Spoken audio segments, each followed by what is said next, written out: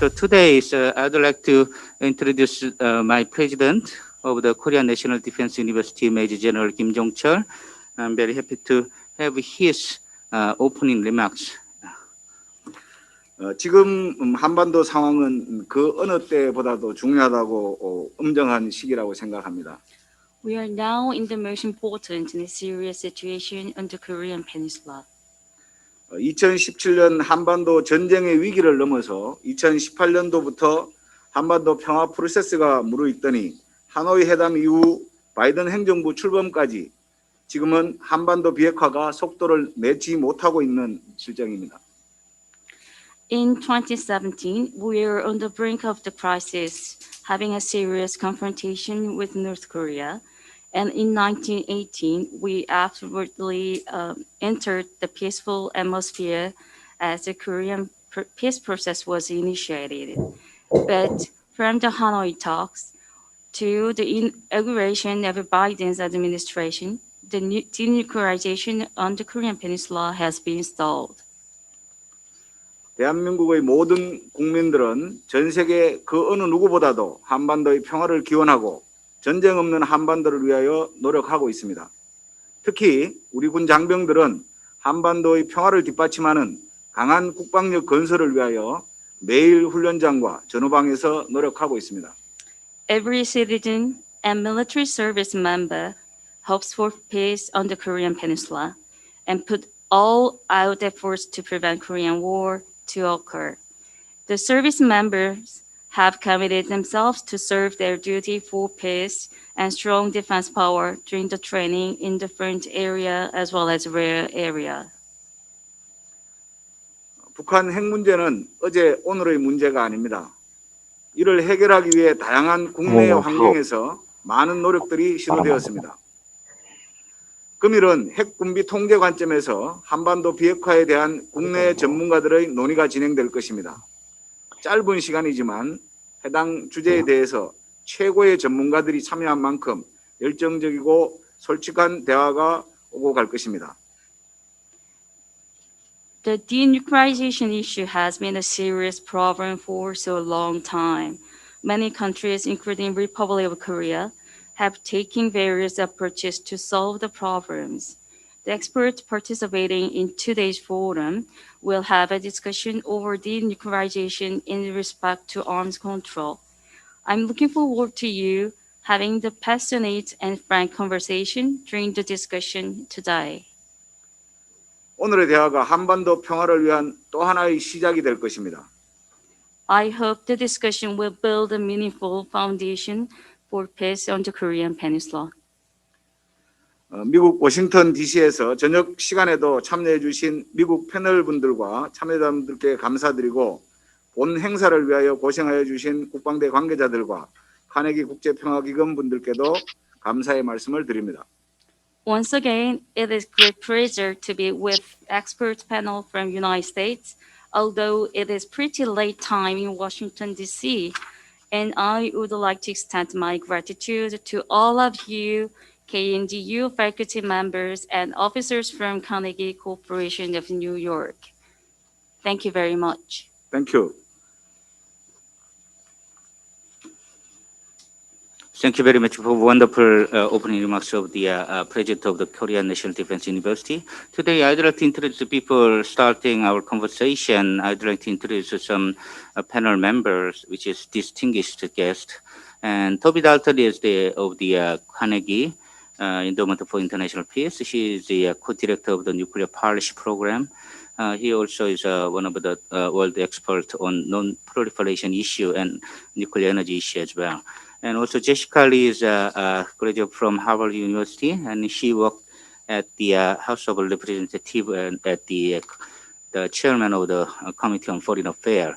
She is now work for the as a senior fellow for Queen's Institute for Statecraft. And Sue Kim is also excellent expert on that issue.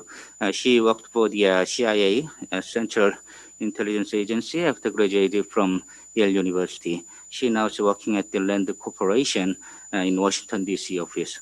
Thank you for joining us. And Korean panel member is also excellent guest as well. Ambassador Kim Won-soo, who worked at the under Secretary of the United Nations, and also High Representative for Disarmament. And I'm very appreciative for his time to arrive Nonsan last night, and I appreciate for his coming. Also, we have a distinguished guest in this hall. First of all, Professor Lee Chun-ju, Dean of Graduate School, and also the President of the Joint Forces Academy, General Lee Sung-hoon, who worked at the Blue House National Security Office as well, and also Professor Ha Do-hyung, the Dean of Graduate School of National Security, is an expert on Chinese affairs. Also, Professor Song Kyung-ho, the Director of the External Relations of the Korean National Defense University, and Professor Kim Soo-han, is a wonderful colleague of the Rinsa, is a Director of the Research Planning at the Rinsa. So we have the around 50 Korean audience in the hall due to COVID-19. But anyway, we also have the online audience on the June meeting. So I'm very happy to have your discussion first. Toby, would you like to please your perspective on the denuclearization of the Korean Peninsula? Oh, great. Excuse me, we need some time to change the interpreter. Could you just stop for a minute, please? Of course. All right. Yeah. We have a wonderful facility for simultaneous interpretation, but we have not used very often. So this is the first time for you guys to use this facility after moving to Nonsan campus. So Dr. Choi Yun-mi of the Rinsa will assist the interpretation of your explanation. So please speak clearly and slowly for our wonderful interpreter and interpreters officer. Thank you for their job. If you're ready, Dr. Che, would you please say you're ready?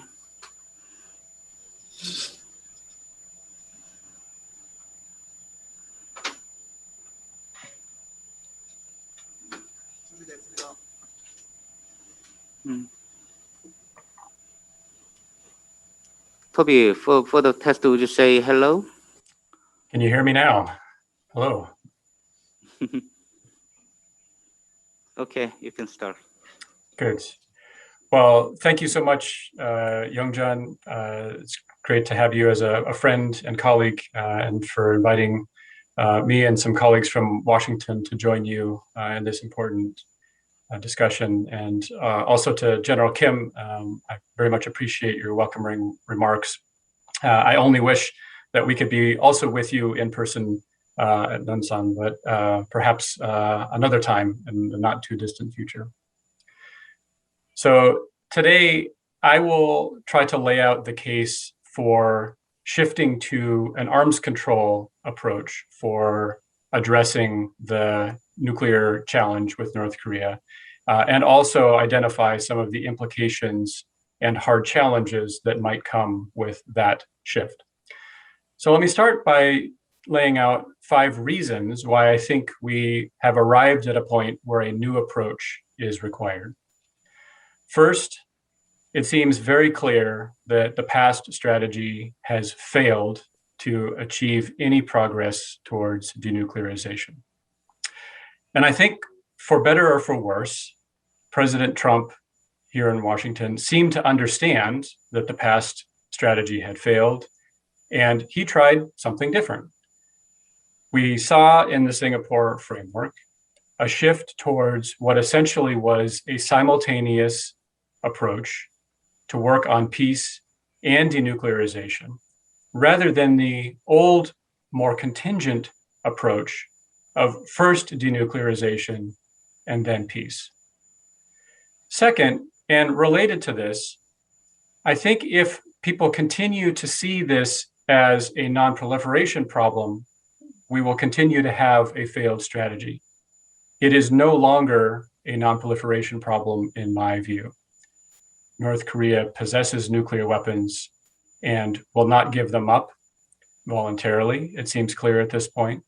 They are now projected as central to the identity of the Kim Jong-un regime and have obvious utility for the survival of that regime. It also seems clear that there is no achievable amount of external pressure, primarily via multilateral sanctions, that would force a decision by Kim Jong-un to pursue unilateral disarmament. Third, North Korea's arsenal is growing more dangerous. It is close to a credible retaliatory ICBM capability. And it is also achieving soon, I think, with the announcement of tactical nuclear weapons, more low-end coercive options that could be very dangerous in future crises on the Korean Peninsula. In addition, we also see the potential that it could develop MIRV warheads for its ICBMs that would be instrumental in defeating US missile defenses. And obviously, it is also working on submarine-based missiles. Presumably, it has not yet reached a level of sufficiency in which it would decide to stop further development and production of nuclear weapons. Fourth, I think pressure and containment as the alternative strategy is increasingly dangerous. We could see more provocations, to include, for instance, provocations that are perceived because of US or other countries' interdiction efforts, the potential for mistakes, and increasing escalation risks. I also think it is worth paying attention to the heightened potential for proliferation of North Korean nuclear weapons or fissile materials or ballistic missiles of greater range to the Middle East, particularly as North Korea needs additional currency. Failures of deterrence and containment, I think, are worse than failures of diplomacy. And then fifth on my list, I think that requires us to reprioritize objectives. Denuclearization is an important objective, but for me, it is no longer the overriding concern. North Korea has already proliferated. Instead, I think we need to prioritize avoiding conflict that could escalate and result in nuclear use. We also need to find ways to manage deterrence in order to insulate stability from crises. And given the proliferation threat, we need to ensure that there's no sales of nuclear weapons or components or technology or long-range missiles to the Middle East. As I look at the reasons why we need a new strategy and how that then informs what an alternative would be, I think that leads us to arms control or something like it. Primarily because it would prioritize simultaneous progress on peace and security and denuclearization. So let me next describe what I mean by arms control and also what I don't mean by arms control. And a fuller explanation of this is contained in a paper that Youngjun and I published in the Kaida Journal a few months ago. And so I would direct you there for additional analysis. But I have a very specific definition of arms control in mind that goes back to the original 1950s ideas before the practice of nuclear arms control between the United States and Soviet Union kind of narrowed the understanding of what arms control meant. What I mean by arms control is that you have two sides that share and understand that they share an interest in avoiding conflict. Second, that there's agreement to minimize arms competition and security spirals. And third, that efforts to manage arms competition would include then potential limits on the scope of violence if escalation were to occur. This is very different than how US-Soviet nuclear arms control looks, but this is in fact how it was originally conceived early in the Cold War. So essentially, we'd be talking about mutual steps between North Korea and some constellation of partners, United States, South Korea, conceivably Japan, given the alliances involved, that would involve mutual steps to reduce the potential for escalation, that would create more stability, that would incentivize sustained compliance, and over time, build the security conditions that would enable deep reductions in North Korea's nuclear arsenal, eventually, hopefully, denuclearization. This kind of process could take many possible forms. It could involve confidence building measures, unilateral or declaratory measures, monitored restraints, exclusion zones, verification measures. It's even possible that at some point it could involve cooperative threat reduction activities for weapons dismantlement, like we also saw between the United States and Russia starting in the early 1990s. If this alternative approach were to be adopted, I want to be clear that it does not mean several things. It does not mean that the United States or South Korea or the international community accepts North Korea as a possessor of nuclear weapons in perpetuity. Nor does it mean explicitly accepting the legitimacy of North Korea's nuclear weapons. It doesn't mean automatically that we undermine the NPT nuclear nonproliferation regime. It doesn't imply that we are rewarding North Korea for having proliferated. Does not mean necessarily the end of the US-South Korea alliance. Nor does it mean reciprocity with US nuclear reductions. There are very likely to be complications across the range of those issues, but people who argue all of those as necessary and definite consequences of pursuing arms control, I think are overstating the potential risks. Let me now turn briefly to what an arms control approach would look like. I think the end goal can still be denuclearization, however it would be defined. But it's better to keep that as a long-term and flexible ambition so that you can open different paths for making progress. Actions to implement this would be designed to facilitate risk reduction and stability and build the conditions for arsenal constraints that North Korea could accept. This means that it would have to be a mutually reinforcing roadmap, not a contingent one. I see this as kind of like a 6-lane highway. You'd have a number of parallel lanes with regular bridges across them that would deal with nuclear issues, conventional military issues, peace process, economic issues, maybe energy or other kinds of issues. It could be an 8-lane highway for that matter. But the point is that it will require making progress on a number of parallel areas. So how could this play out?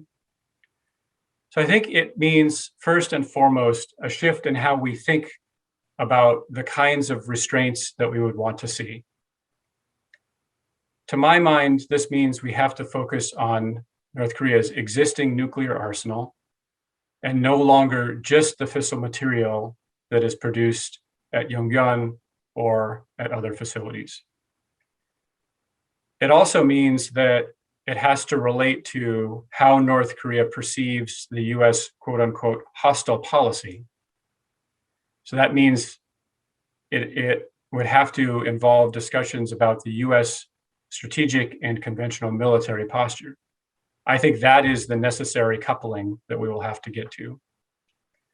At an initial phase, that could involve unilateral measures, declaratory language, confidence building measures. For example, the US could affirm that it does not deploy nuclear weapons to the Korean Peninsula, nor does it seek regime change. North Korea could affirm that it will not threaten to use nuclear weapons. So those are simple declaratory measures. Building on that, you could aim at a freeze, but a different kind of freeze than we've seen in the past. A freeze, for instance, on military exercises involving nuclear assets. A freeze on movement of missiles, particularly nuclear-armed missiles in the case of North Korea. Eventually, you'd want a freeze on missile production. At the outset, this would be monitored mainly by national technical means rather than on-the-ground inspections. And then subsequently, you could introduce monitoring provisions to affirm the freeze and then to begin to transition towards a capping arrangement. And then so on. I think it could proceed in any number of ways from there. So the implications and challenges of this, I think, are fairly clear. This would be an exceedingly complex process, and there are any number of potential spoilers along the way. Sustaining progress along these parallel lanes would be very difficult, particularly when we think about the past efforts in the agreed framework, the joint statements resulting from the six-party talks. Those efforts were less complicated than what I am describing, and yet still failed for apparent reasons. We also will have to come up with a new approach to monitoring and verification. Different tools would be required for the unprecedented nature of this problem. And it would also require overcoming what I think are rather orthodox views about how verification has to be done. My colleagues and I have a report coming, an edited report of ideas in this regard quite soon.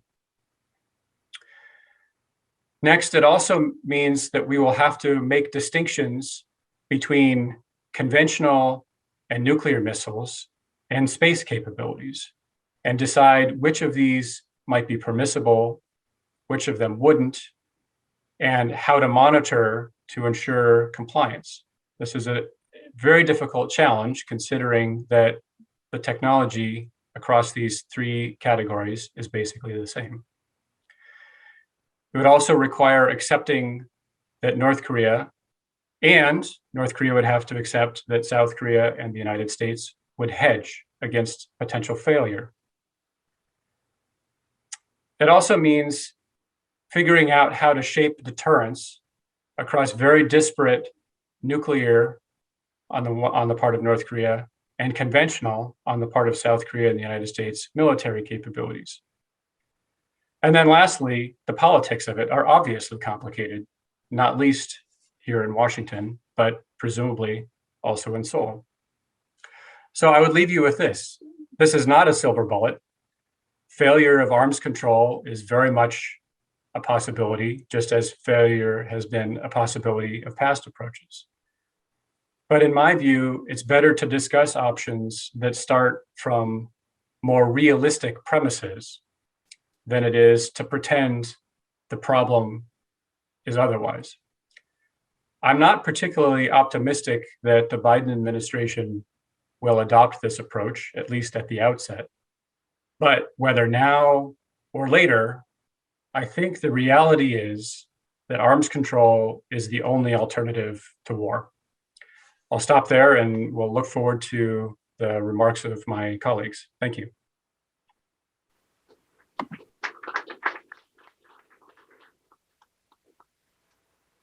Tommy, thank you very much. You pointed out very important issue, especially the more realistic approach to the denuclearization of the Korean Peninsula. Maybe the Korean audience will have more question during free discussion. And I'm very happy to have Ambassador Kim Won-soo for his idea on the denuclearization of the Korean Peninsula. Also, his perspective on the nuclear arms control approach suggested by Toby and me. Would you please, Ambassador Kim? Thank you. I think at least I want to show my face to my American friends. And before I start, I must thank General Jong-chul Kim, President of Korean National Defense University, and Professor Young-jun Kim for inviting me here. And I really enjoyed their hospitality last night. And in fact, this is my first visit to the campus, which is far better than I initially thought. And I also thank Toby, Director of Carnegie Endowment, for co-organizing today's event, which is both timely and important. And my particular gratitude should go to Toby and also Young-jun Kim's courageous efforts to try to a new approach, because when we deal with the North Korean nuclear issue, we often feel it like the mission impossible. But we need a different thinking to at least turn it to a maybe a possible mission for the future. And of course, all of us have no illusions about the future prospects of the resumed negotiation with North Korea. But I like to take a step back before commenting on Toby's presentation. And here I like to make three generic points. My first point is, as we know very well, North Korean nuclear problem, and also as Toby laid out eloquently, is the toughest case the international community has ever handled, both in terms of scope and intensity of the issue. Horizontally, North Korea's nuclear and other weapons of mass destruction capacity and their delivery means are the widest. It has to cover all categories of WMD, namely chemical, biological, radiological, and nuclear, and also all kinds of delivery means, with short range, mid-range, intermediate range, and even now intercontinental range, and also submarine-launched ballistic missiles. And vertically, the depth of North Korea's arsenal and stockpiles, and each of these categories is growing with the passage of time. So, as Toby said, time is not on our side. And also, we have to recognize unfortunate reality that it cannot be solved with one magical stroke. We don't have any silver bullet, as Toby just said. We need patience and persistence. My second point about the linkage of the North Korean nuclear problem to political and other challenges still lingering on the Korean Peninsula. we have a number of unresolved bilateral, multilateral, political, security, economic, and even humanitarian, human rights issues on the Korean Peninsula. So this means that nuclear problem cannot be solved until we solve all other problems together. So as a diplomatic action said, Maxim said, nothing is agreed until everything is agreed. My third generic point is about negotiated settlement. All of us are disappointed and frustrated from the past failures. But still, having said that, negotiated settlement still remains the best possible, or maybe the least bad option. And we cannot give up negotiated settlement regardless of the future prospects. And the simple reason is that it is not because the future new approaches may be more doable than the past, but because all other options are worse than negotiated settlement. So we don't have any other choice to give another shot to negotiated settlement while at the same time preparing for the worst case scenario with the alliance with the United States. So with these three generic points now, I'd like to make three comments on Toby's presentation. The first point is about the need to pursue simultaneously the peace agenda with the nuclear agenda. Simply in view of the intrinsic linkage of the nuclear agenda with other peace and political agenda fingering on the Korean Peninsula. And we have to think carefully if and when the future negotiation is to be resumed with North Korea, issues like how to transition the armistice state into a more durable peace state, and what should be the terms and conditions of the diplomatic normalization of North Korea with the United States and Japan, and how we can ensure the progress in South Korea, North Korea, inter-Korean relationship with nuclear and movements in other fronts. And we have to make sure that all these things have to be pursued simultaneously, as Kobe said, maybe in multiple lanes with the parallel tracks. But we have to make sure the movements will happen in a mutually reinforcing way rather than mutually conflicting way. The second comment is about the need to incorporate elements of arms control approaches as Toby just eloquently laid out. The arms control approaches, and I don't think the denuclearization approach comes at the expense of arms control approach or the vice versa. These two approaches must be lumped together very closely, because we now see the threat is growing with every day, and unless we have to put in place, first of all, how we reduce the threat and risk, but also how we will manage the crisis to make sure that any inadvertent escalation of an unintended incident to a full-fledged conflict not happen.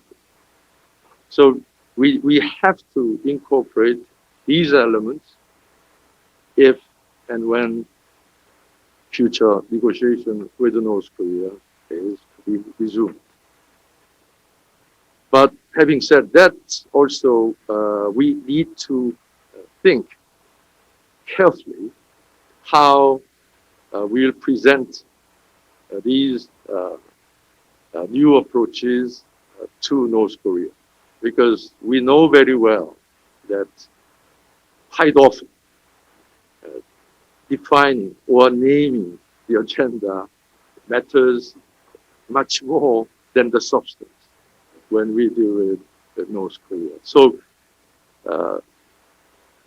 Washington and Seoul must coordinate very closely before the offer for resumed negotiation on the nuclear agenda starts in the future.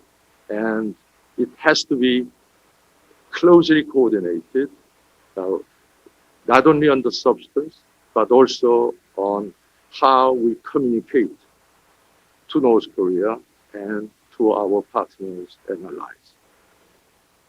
And my third comment is about the format of any future talks.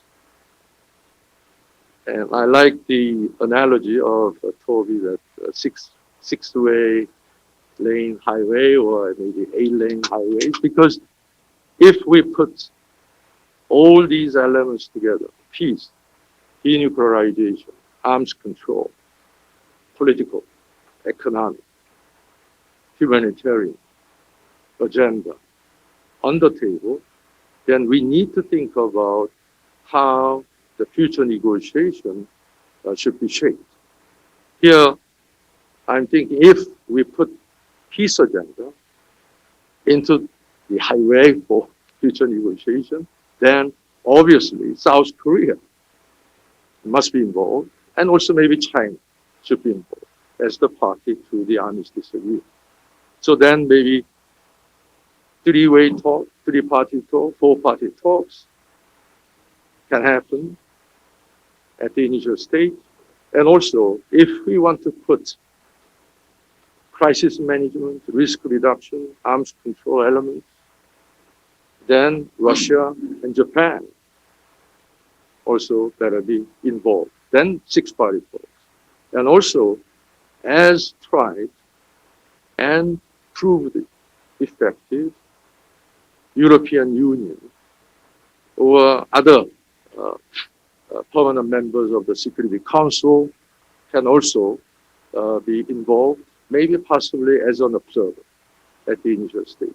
So then maybe 7-party or 8-party, 9-party talks. So I very much agree with Toby's suggestion that our future trial with North Korea should be more creative and also flexible. And we have to think of a new approach to put all these elements simultaneously at the table. And also we make it clear to North Korea that they have to come up with reciprocal thinking as well.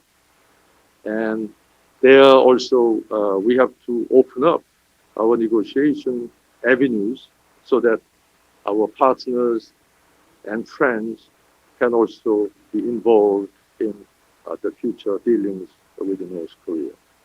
So these are my initial comments to Toby's excellent presentation, and I look forward to further discussion. Thank you so much.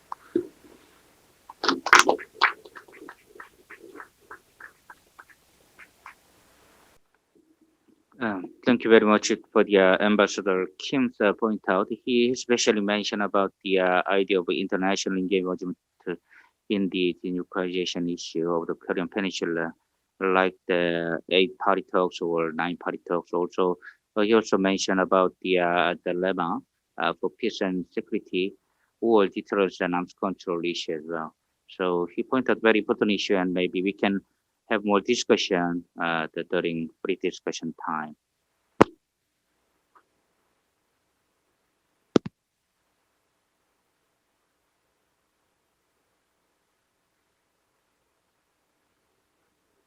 our interpreter from Dr. Choi Mei, thank you for her service, and to interpreter officer, Second Lieutenant Chang Jun-seo, and from Jessica Lee to Sukim, Lieutenant Chang will assist for the interpretation. So, would you please? So after your all presentation, we'll have a more free discussion from the Korean audience as well, and also online audience from the US side. We can have a more talk, and we'll have more 30 minutes or something like that for the free discussion. And Jessica, if you're ready, would you please speak up your perspective on this issue? Great, absolutely. Thank you. I hope you can hear me. Great. Well, thank you for this opportunity to share my views with you today. 100 days into the Biden administration, it's clear that President Biden has made remarkable progress confronting domestic challenges in the United States, particularly in terms of combating COVID-19 pandemic. On foreign policy, President Biden's record so far is a bit mixed. On one hand, he has delivered on his promise to end forever wars by announcing a withdrawal of US troops from Afghanistan. On the other hand, Biden's language on China continues to be primarily one of competition rather than cooperation. President Biden also does not seem interested in reducing the US's military budget in the Asia Pacific, or take even modest small steps to reduce tensions with countries with which we have differences, such as China. For example, President Biden could have easily reinstated the Peace Corps and Fulbright programs in China to foster greater understanding, programs that were gutted during the Trump era. Instead, President Biden seems centrally focused on defining China as a competitor, even an existential threat of the United States. Such an overly confrontational approach to China could foreshadow a more confrontational, less engagement-centered approach toward North Korea. However, there are reasons to be cautiously optimistic in my view. 2 weeks ago, a Washington Post columnist wrote that the Biden administration is considering an interim deal with North Korea. If confirmed, this would represent a significant step in reducing the threat of renewed military conflict on the Korean Peninsula. I applaud the Biden administration for considering this approach. I've written about how untouchable sanctions have become in US's North Korea policy, even in the face of adverse effects on ordinary North Koreans who are saddled with COVID pandemic, natural disasters, and a decline in trade and economic activities due to border closures. American members of Congress should work with the Biden administration to be willing to lift some of these sanctions as leverage for the North to take actions, such as instituting a moratorium on nuclear weapons and long-range missile tests, and taking steps to improve the transparency and accounting of North Korea's weapons program, as Toby talked about. Ideally, President Biden would pursue peace and gradual denuclearization with respect to North Korea in parallel, rather than condition talks on total denuclearization. President Biden could begin this process by declaring an end to the Korean War and appointing a special envoy to negotiate a formal peace treaty to be ratified by the US Senate. Such moves would provide a better window into North Korea's motives and its threat calculus, which in turn will advance American interests in Asia far more effectively than by pursuing military deterrence alone. To get there, I believe we need 3 things that involve the American Congress, which I would like to focus the rest of my remarks on. First, there must be more bipartisan support for a more realistic policy on North Korea. Last October, Congressman Ro Khanna's House resolution calling for an end of war declaration found its first Republican co-sponsor. In the 117th Congress, there may be opportunities for additional Republican support from members such as Congressman Peter Mayer, who is a veteran and a leading sponsor of an effort to repeal the legal authorization that undergird post 9/11 wars. There are now 4 Korean Americans in Congress, half Republican and half Democrat, some of whom have shown strong interest in a more thoughtful approach to North Korea. The strategy of non-engagement and waiting for the North Koreans to make the first move has not worked. But the problem facing American Congress is much broader than accepting that fact. As Congressman Andy Kim noted at an event in George Washington University, quote, "Congress lacks a strategic vision for what the United States wants to pursue," end quote, and tends to react to news headlines rather than shape them. We need a less defensive, more unbiased assessment of why past negotiations failed to achieve the results we sought. As of now, Congressman Kim argued at this event, it is unclear whether the United States has a clear understanding of what the North Korean government wants or what peace and stability in Korean Peninsula could look like. My second point is this. There needs to be greater awareness among members of Congress, in particular, on the costs of a pressure-based campaign against North Korea. Washington is largely on autopilot when it comes to applying economic sanctions against North Korea, and is often done with very little explanation as to how well they are working and any unintended consequences that Americans should be concerned about.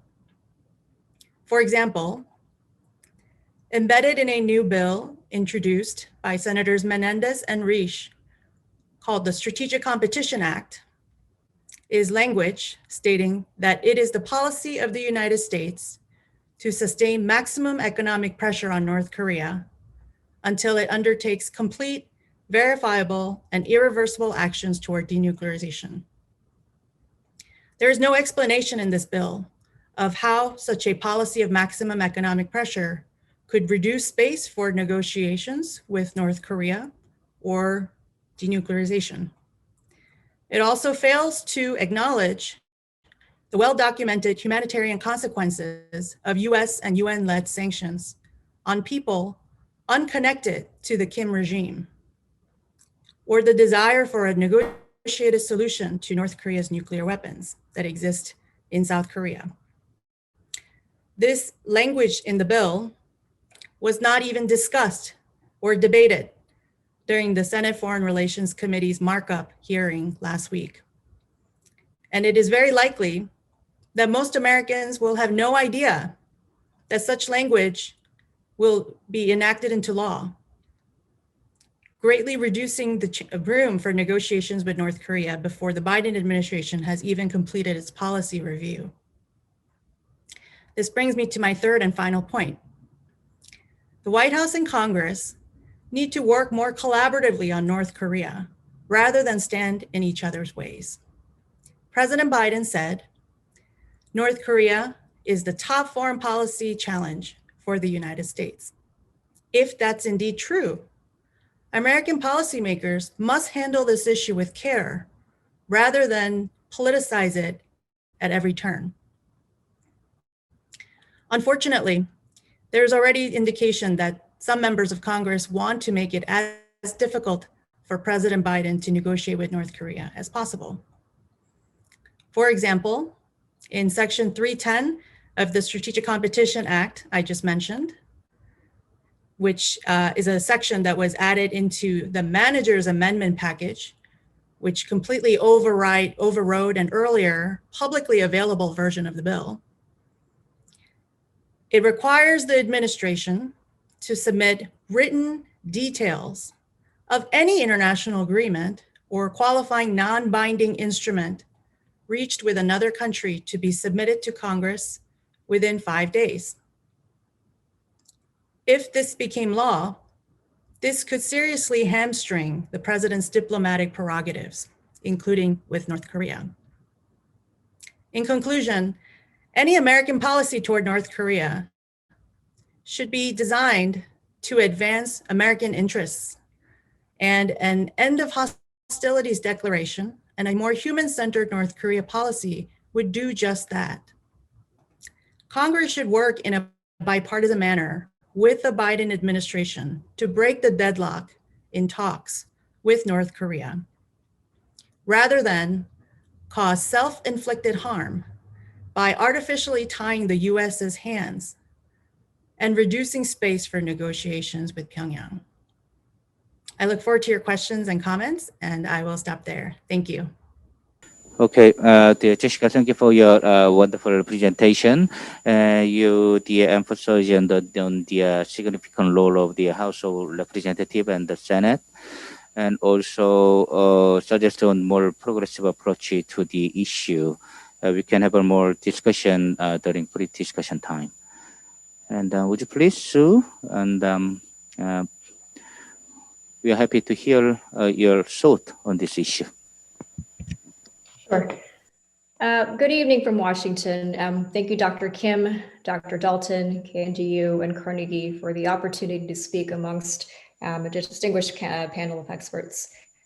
So my colleagues have shared their expert views on dealing with the North Korean nuclear threat from the vantage point of arms control and US policy on North Korea under Biden.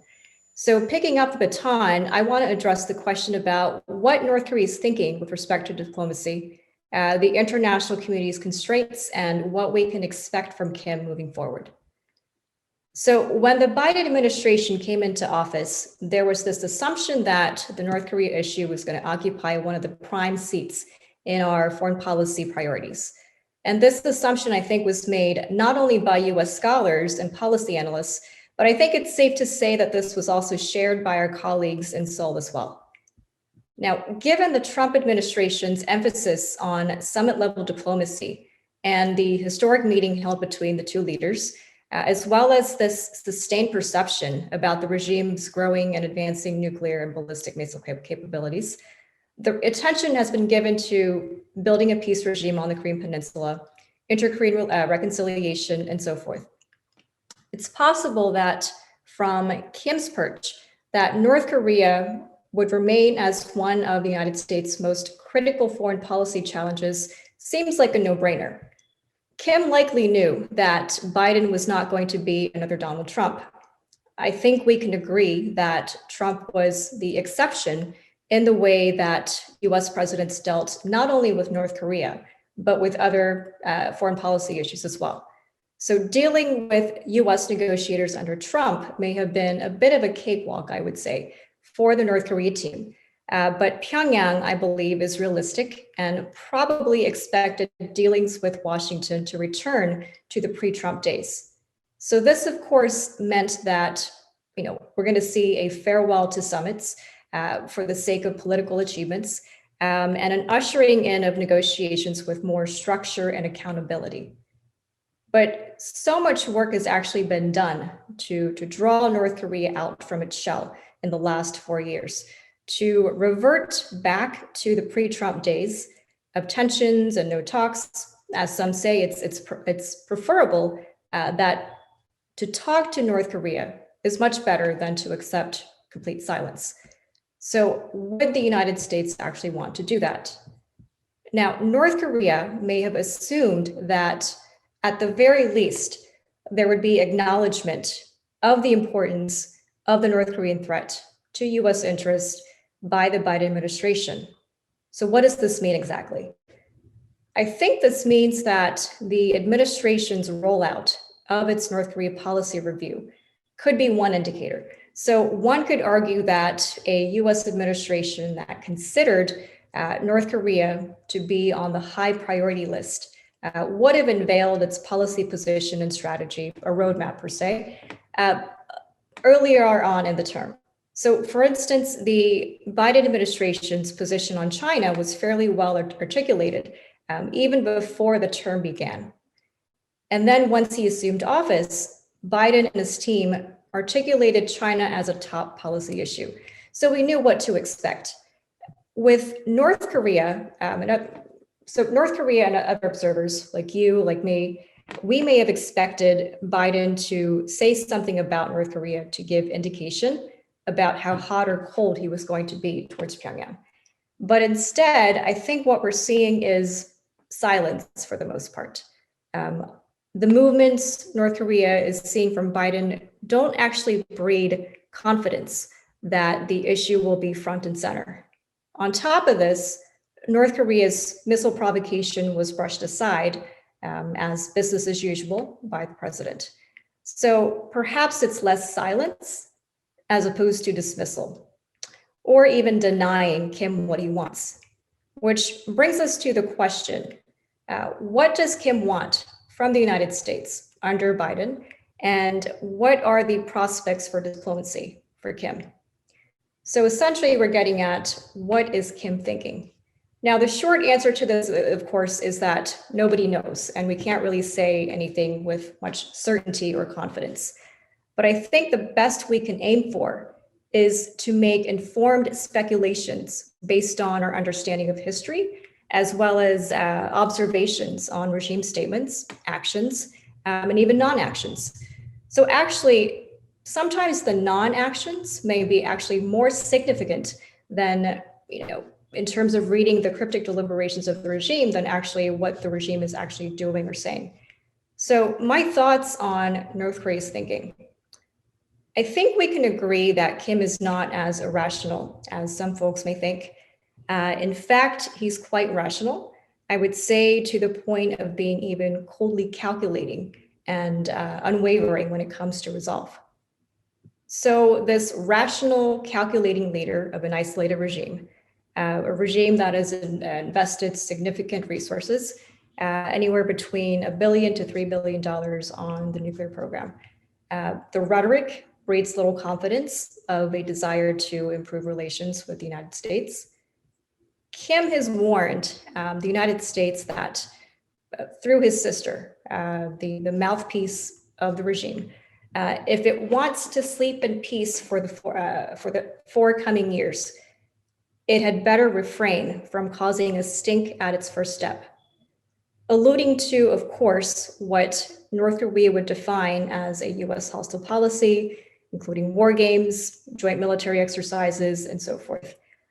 This to me indicates not only frustrations with the US policy towards the regime, but it also indicates Kim is actually unwilling to back down from his own position. So North Korea will not be letting its guard down.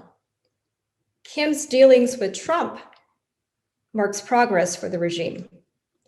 And the progress also gives Kim a read into how far he can go to stretch US tolerance.